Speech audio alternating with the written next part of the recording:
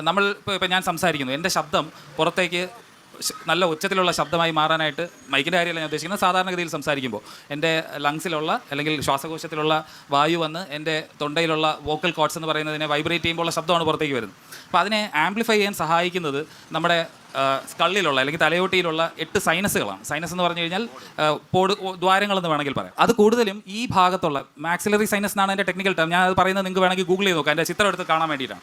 അപ്പോൾ ഈ ഭാഗത്തുള്ള 2 ദ്വാരങ്ങളാണ്.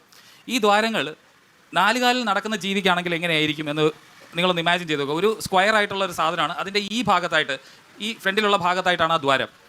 പക്ഷേ ക്രമേണ ആൾക്കുരങ്ങുകളുടെ കാലം എത്തിയപ്പോൾ അവിടെയുള്ള ഒരു അഡ്വാൻറ്റേജ് എന്ന് പറഞ്ഞാൽ 2 കാലിൽ എണീറ്റ് നിൽക്കുന്നതാണ് അവരുടെ ഒരു ബേസിക് സ്വഭാവം. കൈകൾ ഫ്രീ ആയി ഉപകരണങ്ങൾ ഉപയോഗിക്കാൻ പറ്റുന്ന രീതിയിലേക്ക് മാറിയിട്ടുണ്ട്. അപ്പം നിവർന്ന് നിൽക്കുമ്പോൾ ഉണ്ടാകുന്ന പ്രശ്നങ്ങളാണ്, അതിൽ പ്രധാന പ്രശ്നമാണ് ഈ സൈനസിൻ്റെ പ്രശ്നം. നിങ്ങൾ വീട്ടിലൊരു ബാത്റൂം പണിയുകയാണ്.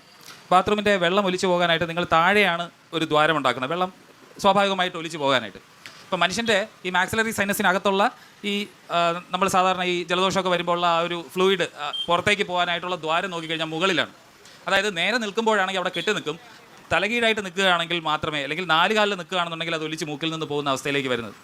ഏതെങ്കിലും ഒരു ബുദ്ധിയുള്ള ഒരു ഡിസൈനർ ഉണ്ടാക്കിയതാണെങ്കിൽ ആലോചിച്ച് നോക്കും, നിങ്ങളൊരു ബാത്റൂം ഉണ്ടാക്കിയിട്ട് അതിൻ്റെ മുകളിൽ തുളയിടുമോ വെള്ളം ഒലിച്ച് പുറത്തേക്ക് പോകാനായിട്ട്? അത് വളരെ വ്യക്തമായിട്ട് നിങ്ങൾക്ക് ആ ചിത്രം നോക്കിയാൽ മനസ്സിലാവും. മാത്രമല്ല